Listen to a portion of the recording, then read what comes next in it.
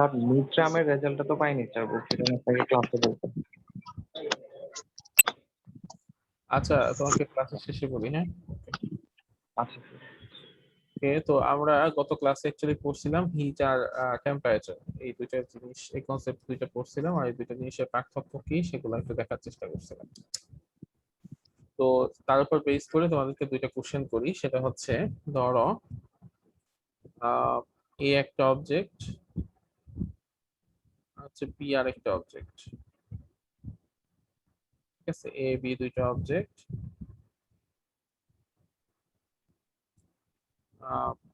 ধরো এই অবজেক্টের মধ্যে তাপ আছে হচ্ছে 30 জুল,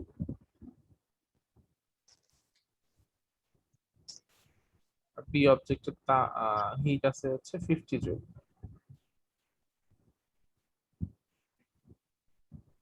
আমাকে বলো যে তাপের ট্রান্সফার এ থেকে বি তে হবে না বি থেকে এ তে হবে? স্যার বি থেকে এ তে হবে। এই তো স্যার হবে বি স্যার, থেকে একটু স্যার। কি জন্য? বি থেকে এদিকে হবে স্যার। স্যার সব সময় ওই যার কারণ স্যার বেশি থেকে কমের উচ্চ দিকে যায় তাপ স্যার, হচ্ছে স্যার উচ্চ তাপমাত্রা থেকে নিম্ন নিম্ন তাপমাত্রা তাপমাত্রার দিকে ধাবিত হয়। হ্যাঁ, তাপ হচ্ছে উচ্চ তাপমাত্রা থেকে নিম্ন তাপমাত্রার দিকে ধাবিত হয়, কিন্তু এখানে কি তাপমাত্রার কথা বলা আছে? না স্যার। বলা আছে কি বলা নাই কিন্তু, কারণ হচ্ছে এখানে কিন্তু তাপমাত্রা বলা নাই, এখানে কিন্তু তাপমাত্রা বলা নাই। এটা হইতে পারে না যে এই বি অবজেক্টের তাপমাত্রা, তাপ যদিও বেশি কিন্তু বি অবজেক্টের তাপ কম, আর এ অবজেক্টের তাপ কম কিন্তু এ অবজেক্টের তাপমাত্রা বেশি, এরকম হইতে পারে না? হইতে পারে স্যার। হইতে কিন্তু পারে।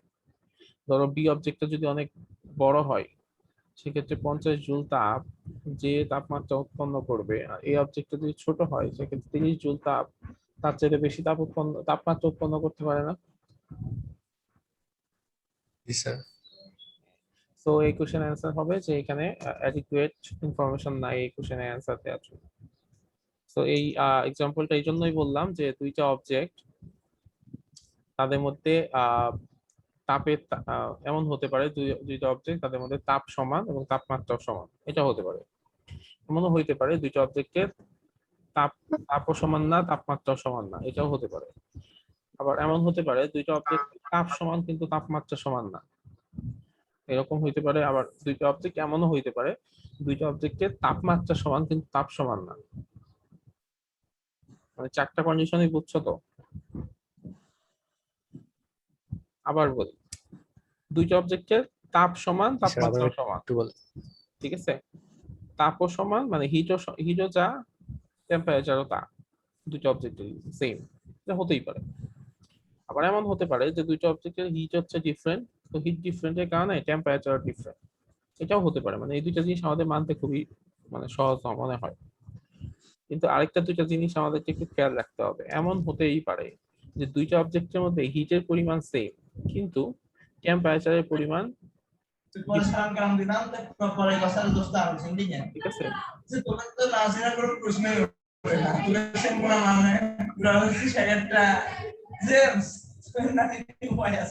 মুস্তাফিজ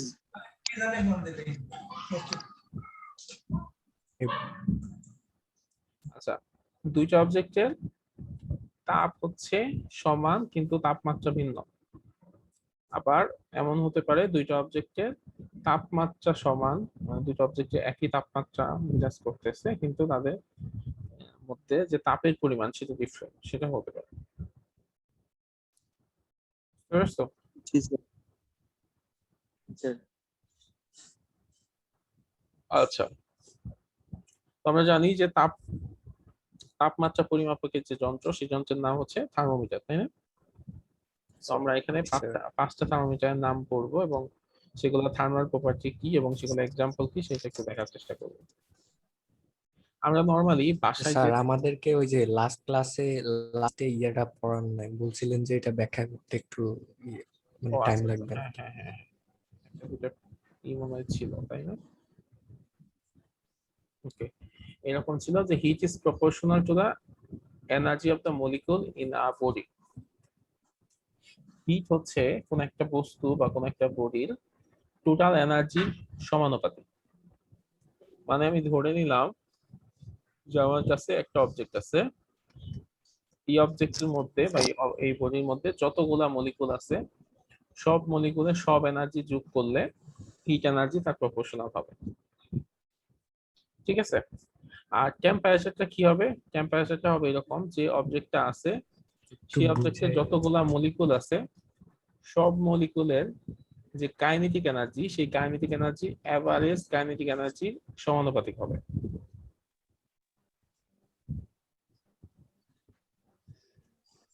আরেকবার বলি, হিট হবে এরকম যে আমি যখন এই অবজেক্টে হিট দেওয়া শুরু করব প্রত্যেকটা মলিকুল হিট পাওয়া শুরু করবে। তো প্রত্যেকটা মলিকুলের সব হিটকে তুমি যদি যোগ করো তাহলে যে টোটাল এনার্জি হবে সেই টোটাল এনার্জি হবে হিটের সমানুপাতিক। তাই তো, ব্যাপারটা তো তাই না?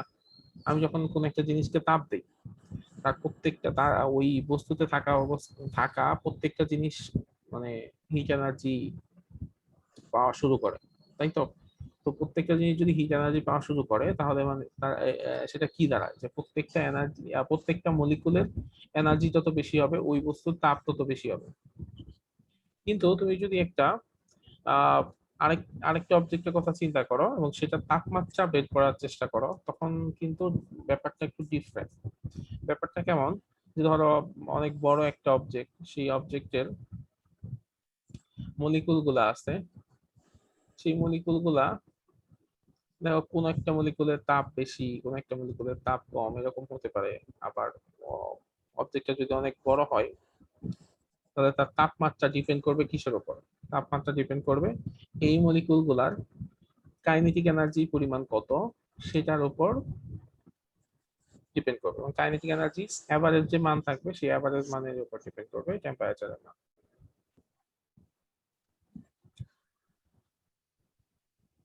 আর এরপরে যে যেটা ছিল সেটা হচ্ছে the branch of physics which measures hit.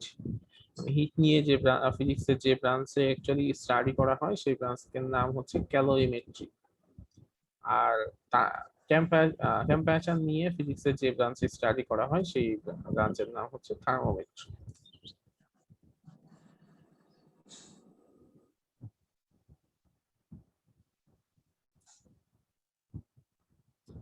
Temperature does not have any dimension. টেম্পারেচারে কোনো ধরনের মাত্রা নাই, কিন্তু হিটের মাত্রা আছে। হিটের মাত্রা কার মাত্রা? হিটের মাত্রা আর এনার্জি মাত্রা হচ্ছে একই মাত্রা।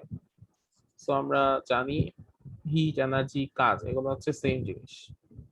তো হিট এনার্জি মানে হিট যেটা আমরা ডাব্লিউ দ্বারা প্রকাশ করি, তারপর এনার্জি যাকে আমরা ই দ্বারা প্রকাশ করি, কাজ যাকে আমরা ডাব্লিউ দ্বারা প্রকাশ করি, এগুলো সব হচ্ছে একই জিনিস। তো এগুলার একক মাত্রা সব একই। তাহলে কাজ সমান সমান আমরা জানি কি W is equal to F x. FX তো এফ এর মাত্রা কি? এফ সমান সমান আবার এর এম মাত্রা MLT inverse M A x. তো এখান থেকে লিখতে সুবিধা হবে। এম এর মাত্রা হচ্ছে এম, এর মাত্রা হচ্ছে এল টি ইনভার্স এলটি 2, ইনভার্স 2 আর এক্স এর মাত্রা হবে কি? এক্স এর মাত্রা হবে এল। তাহলে হবে M L square T inverse 2, M L square T inverse 2। এটা হচ্ছে টেম্পারেচারের মাত্রা বা ডিমেনশন।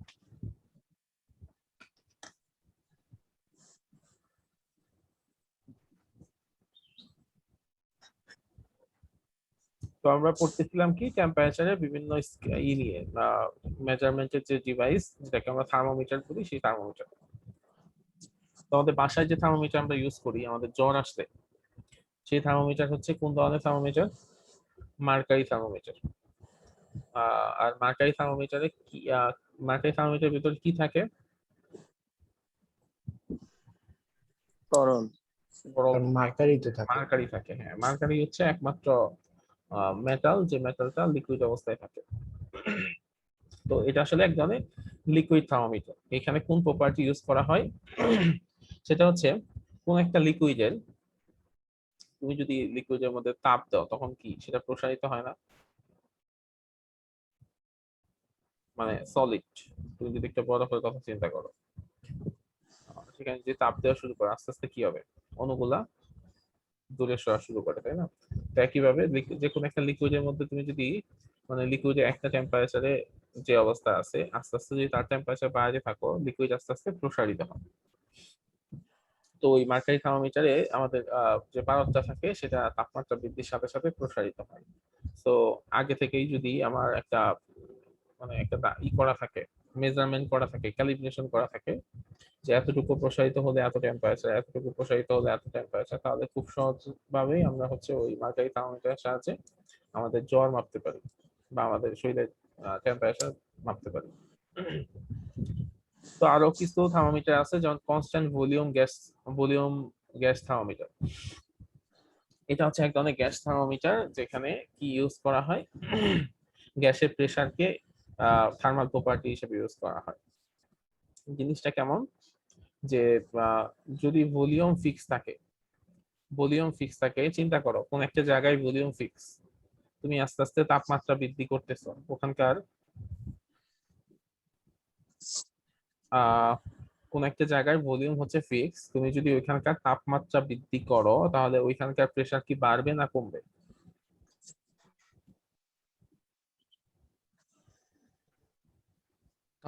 তাপমাত্রা বৃদ্ধি হলে বাড়বে। প্রেসার বাড়বে। প্রেসার বাড়বে, হ্যাঁ। সো কনস্ট্যান্ট ভলিউম গ্যাস থার্মোমিটারে এই প্রপার্টিটা ইউজ করা হয়, যেহেতু ওখানে ভলিউম ফিক্স, তো তাপমাত্রা বৃদ্ধির সাথে সাথে ওখানকার প্রেসার বাড়তে থাকে। সো প্রেসারের মান দেখে আমরা ওই জায়গার টেম্পারেচার কত সেটা বের করে ফেলতে পারি। এরকম আছে কি constant volume hydrogen gas thermometer, এরকম একটা থার্মোমিটারের এক্সাম্পল। আরেকটা থার্মোমিটার যেটা খুব ইউজ করা হয় সেটা হচ্ছে রেজিস্ট্যান্স থার্মোমিটার, রোধ থার্মোমিটার। আমরা আচ্ছা জানি, স্যার, ভলিউম ফিক্স হ্যাঁ বলো। থাকলে তো আহ, যে মানে কি বলে, গ্যাসের প্রেসার বাড়ালে তো তাপমাত্রা বাড়বে না, সমানুপাতিক না একটা একটা? হ্যাঁ, গ্যাসের প্রেসার বাড়লে তাপমাত্রা বাড়বে। তো তুমি যদি প্রেসারের মান আগে থেকে তোমার ক্যালিব্রেশন করা থাকে যে এত প্রেসারের মান এত আসলে এত টেম্পারেচার, ঠিক একইভাবে এই মার্কারি থার্মোমিটারের মতোই, তো ওইখানে প্রেসারের মান দেখে আমরা টেম্পারেচার বুঝতে পারবো। জি স্যার। তো এরপরে যে থার্মোমিটারটা খুব বেশি ইউজ হয় সেটা হচ্ছে রেজিস্ট্যান্স থার্মোমিটার। কোন একটা কন্ডাক্টরের ক্ষেত্রে টেম্পারেচার বৃদ্ধির সাথে সাথে তার রেজিস্ট্যান্স কি বাড়ে না কমে? জি স্যার, একটু আবার বলুন। কোন একটা কন্ডাক্টরের ক্ষেত্রে আমি যদি তার টেম্পারেচার বৃদ্ধি করি তাহলে রেজিস্ট্যান্স কি বাড়ে না রেজিস্ট্যান্স কমে? রেজিস্ট্যান্স বাড়ে। রেজিস্ট্যান্স বাড়ে। আর সেমিকন্ডাক্টরের ক্ষেত্রে রেজিস্ট্যান্স হচ্ছে কমে, তাই না? তো যদি আমরা এরকম করতে পারি যে ধরো একটা রেজিস্ট্যান্স থার্মোমিটার ইউজ করলাম, সেখানে একটা কন্ডাক্টর আমি ইউজ করলাম, সেটা হচ্ছে প্লাটিনাম। তো কি হবে, তাপমাত্রা যত বৃদ্ধি পাবে ওই রেজিস্ট্যান্সের মান তত বৃদ্ধি পাবে। সেটার মান সেটা, সো রেজিস্ট্যান্সের মানকে যদি আমরা ক্যালিব্রেট করতে পারি যে এত ওহম রেজিস্ট্যান্স হলে এত ডিগ্রি সেলসিয়াস তাপমাত্রা, এত ওহম রেজিস্ট্যান্স হলে এত ডিগ্রি সেলসিয়াস তাপমাত্রা, তাহলে কি মানে একটা থার্মোমিটারের কনসেপ্ট তৈরি হয়ে গেল। এবং এই ধরনের যে থার্মোমিটার সেটাকে বলা হয় প্লাটিনাম রেজিস্ট্যান্স থার্মোমিটার, যেখানে রেজিস্ট্যান্সকে থার্মাল প্রপার্টি হিসেবে ইউজ করা হয়।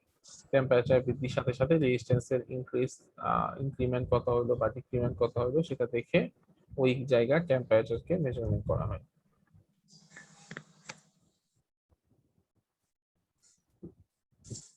আচ্ছা, আরেকটা আছে থার্মো ইলেকট্রিক থার্মোমিটার। এটা কেমন, যে কোন একটা জায়গার টেম্পারেচার বৃদ্ধির সাথে সাথে ওইখানকার ইএমএফ বা কারেন্টের পরিমাণ বৃদ্ধি পায়। তো কারেন্টের মান বা ইএমএফ এর মান দেখে ওখানকার টেম্পারেচারটা বলে দেওয়া যেতে পারে। এটা হচ্ছে প্লাটিনাম রোডিয়াম থার্মোমিটার, হচ্ছে এরকম থার্মোমিটার। আর খুব বেশি টেম্পারেচার যদি হয়, যেখানে আসলে আমরা কোনো থার্মোমিটার আমি পৌঁছাতে পারবো না, ধরো সূর্যের তাপমাত্রা মাপতে হবে, নিউক্লিয়ার পাওয়ার নিউক্লিয়ার রিঅ্যাক্টরের টেম্পারেচার কত হয়েছে করে সেই তাপমাত্রা মাপতে হবে, সেগুলা কি নর্মাল থার্মোমিটার দিয়ে মাপা যাবে? থার্মোমিটার দিলে তো থার্মোমিটারই পুড়ে শেষ হয়ে যাবে। তো সেক্ষেত্রে কি করতে হয়? পাইরোমিটার ইউজ করতে হয়। পাইরোমিটারটা কেমন? আমরা জানি একটা উত্তপ্ত কোন একটা জায়গা থেকে রেডিয়েশন বের হয়ে আসে। তো রেডিয়েশন যদি বের হয়ে আসে তাহলে যে জিনিসটা হবে যে টেম্পারেচার যত বেশি হবে রেডিয়েটেড হিটের মান তত বেশি হবে। ঠিক আছে, টেম্পারেচার যত বেশি রেডিয়েটেড হিটের মান তত বেশি। সো রেডিয়েশনের পরিমাণের উপর ডিপেন্ড করে যে ধরনের থার্মোমিটার তৈরি করা হয় সেটা হচ্ছে রেডিয়েশন থার্মোমিটার। এরকম একটা থার্মোমিটার এক্সাম্পল হচ্ছে পাইরোমিটার। এগুলোর সাহায্যে অনেক হাই টেম্পারেচারকে মেজার করা হয়।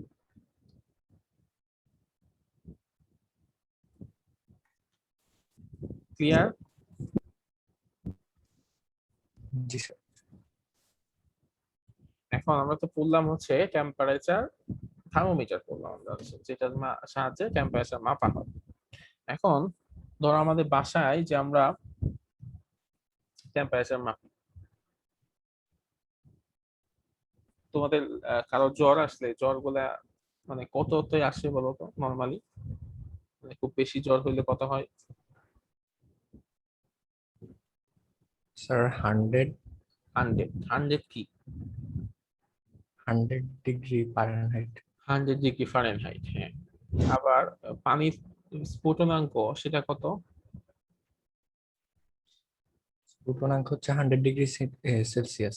100 ডিগ্রি সেলসিয়াস। তার মানে যে একটু মানে সেলসিয়াস ফারেনহাইটের কিছু কাহিনীপত্র আছে, তাই না? তো এগুলো আসলে কি? এগুলো হচ্ছে বিভিন্ন টেম্পারেচার স্কেল।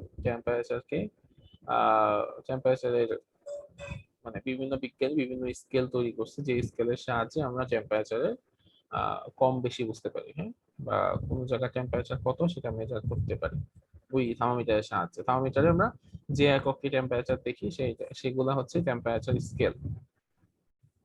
এগুলো হচ্ছে বিভিন্ন বিজ্ঞানী তৈরি করছে বিভিন্ন থিওরিকে বেস করে, এবং ওনাদের নাম অনুসারেই সেই টেম্পারেচারের স্কেল গুলার নামকরণ করা হয়েছে। এরকম 4 ধরনের টেম্পারেচার স্কেল আছে। স্কেলগুলো কি কি? Celsius scale, Kelvin scale, Fahrenheit scale, Romer বা র্যাঙ্কিং স্কেল। 4 ধরনের টেম্পারেচার স্কেল আছে: Celsius scale, Kelvin scale, Fahrenheit scale, Romer বা র্যাঙ্কিং স্কেল। তো সেলসিয়াস, 4 নাম্বারটা মেবি নতুন শুনছি। হ্যাঁ 4 নম্বরটা নতুন শুনছো, হ্যাঁ। তো সেলসিয়াস স্কেল, এটা লোয়ার ফিক্স পয়েন্ট ধরা হয়েছে, সেটা হচ্ছে 0 ডিগ্রি সেলসিয়াস টেম্পারেচার। ঠিক আছে, টেম্পারেচার মানে সেলসিয়াস স্কেলে লোয়ার পয়েন্ট হচ্ছে ধরা হয়েছে 0 ডিগ্রি সেলসিয়াস, আর আপার পয়েন্ট ধরা হয়েছে 100 ডিগ্রি সেলসিয়াস। মানে এটা মেইনলি ধরা হয়েছে হচ্ছে কি পানির গলনাঙ্ক আর স্ফুটনাঙ্ক এই দুটাকে চিন্তা করে আসলে ধরা হয়েছে। এটা সেলসিয়াস স্কেলে লোয়ার পয়েন্ট ধরা হয়েছে পানি গলনাঙ্ককে, আর আপার পয়েন্ট ধরা হয়েছে পানি স্ফুটনাঙ্ককে। ফারেনহাইট স্কেল, এটার লোয়ার পয়েন্ট ধরা হয়েছে 32 ডিগ্রি ফারেনহাইট, আর আপার পয়েন্ট ধরা হয়েছে 212 ডিগ্রি ফারেনহাইট। আর কেলভিন স্কেল, এটা লোয়ার পয়েন্ট ধরা হয়েছে 273 ডিগ্রি কেলভিন, এবং আপার পয়েন্ট ধরা হয়েছে 373 ডিগ্রি কেলভিন। তো এখন এই লোয়ার পয়েন্ট গুলা চিন্তা করে, রোমার বা র্যাঙ্কিং এর স্কেল লোয়ার পয়েন্ট আর আপার পয়েন্ট আছে, বাট আমাদের মেইন উদ্দেশ্য হচ্ছে আসলে এদের মধ্যে একটা রিলেশনশিপ বিল্ড আপ করা, যে রিলেশনশিপের মাধ্যমে আমরা আসলে বুঝতে পারবো মানে এক স্কেল থেকে আরেক স্কেলের একটা রিলেশন মানে আমরা কনভার্ট করতে পারবো। তো সেইটার আচ্ছা ফর্মুলাটা কি? স্যার, এখানে ওই যে এখানে সেলসিয়াসের এখানে যে ধরেন পানির স্ফুটনাঙ্ক আর গলনাঙ্ককে ইয়ে করা হয়েছে, তো বাকিগুলোর ক্ষেত্রে কিভাবে করা হয়েছে? আচ্ছা, বাকিগুলোর ক্ষেত্রে আসলে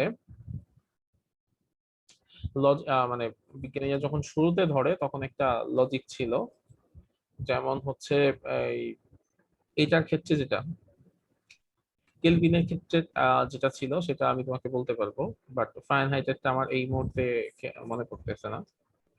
কেলভিনেরটা ছিল এরকম, সর্বনিম্ন টেম্পারেচার কত?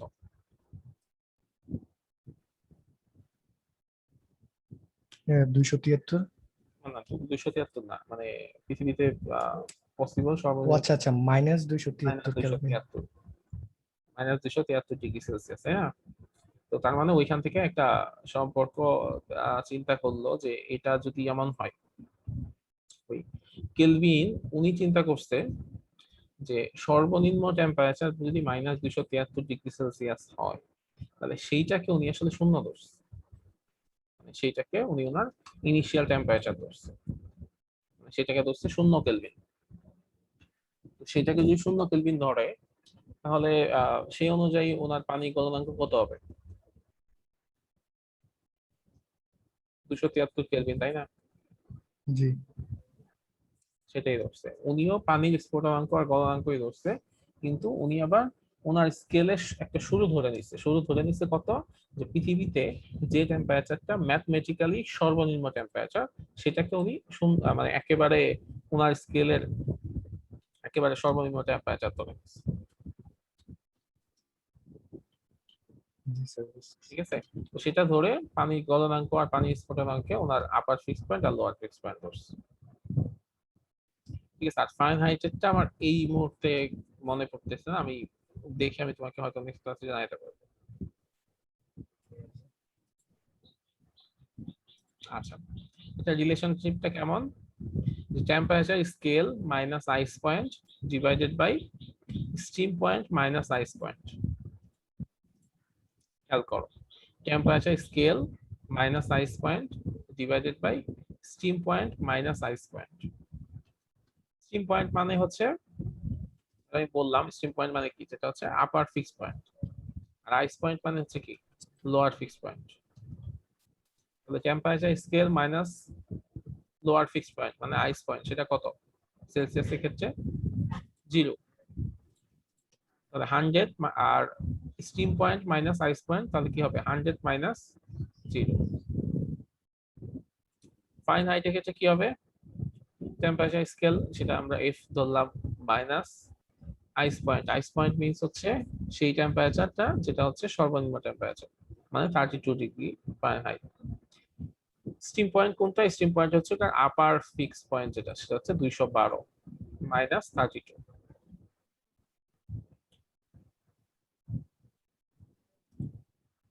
তারপর হচ্ছে কেলভিন স্কেল।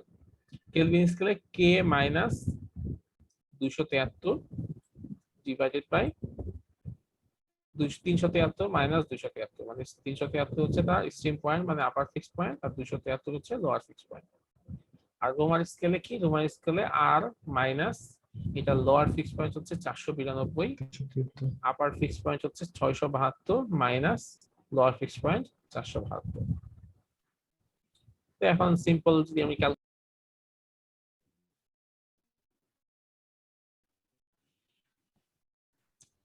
আমাকে একটু বের করে দিছিল। জি স্যার। আচ্ছা, স্যার রোমার স্কেলে এটা বুঝলাম না। আচ্ছা, রোমার স্কেলে লোয়ার ফিক্স পয়েন্ট হচ্ছে 492 আর আপার ফিক্স পয়েন্ট হচ্ছে 672। ঠিক আছে, আচ্ছা সো রোমান স্কেল যদি আর দ্বারা প্রকাশ করো, R minus 492 divided by 672 minus 492। তো এটাকে যদি আমি এখন সিম্পলি ক্যালকুলেশন করি, C by 100 F minus 32 divided by 212 থেকে 32 বিয়োগ করলে হবে 180। আর আচ্ছা, রোমারটা একটু আগে লেখা হয়েছে, আর মাইনাস 492 ডিভাইডেড বাই এটাও 180 হয়।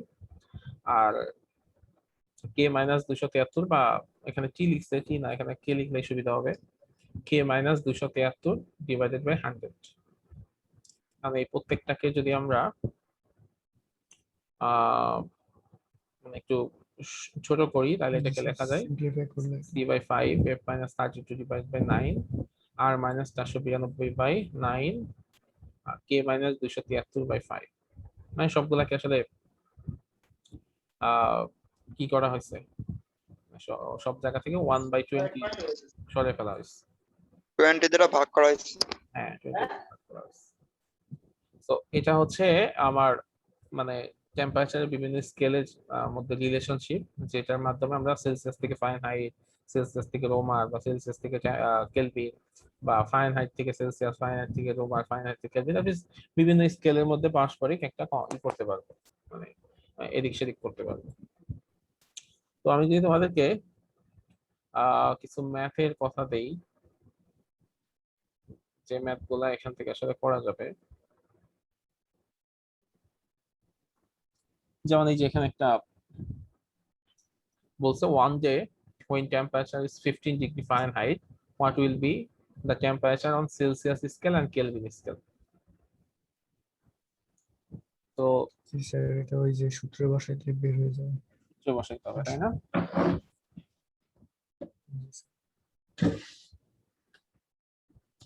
তোমরা একটু করবা না আমি করে দিব?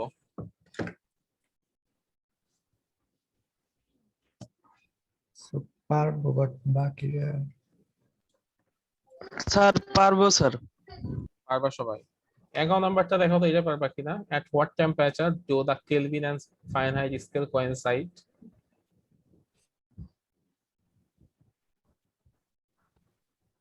At মানে what, কি সমান হবে নাকি? হ্যাঁ, কোন টেম্পারেচারে কেলভিন আর ফারেনহাইট Coincide সমান হবে? মানে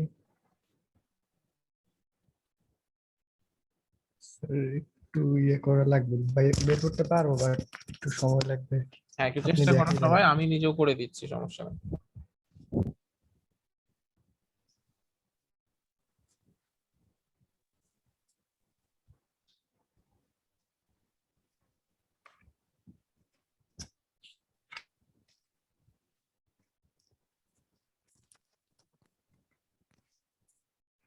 এখানে বলছে at what temperature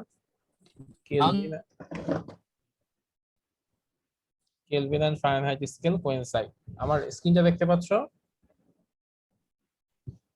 স্যার, আচ্ছা, তো কেলভিন কি কি ছিল? ফারেনহাইট আর কেলভিন। তাহলে আমরা লিখি ফারেনহাইটের যে সংজ্ঞা ছিল C/32 ডিভাইডেড বাই 9, আর কেলভিনে ছিল K মাইনাস 273 ডিভাইডেড বাই 5। এই দুইটা যদি সমান হয় তাহলে সেটা কত হবে? তো আমি ধরে নেই দুইটা টেম্পারেচারই হচ্ছে x।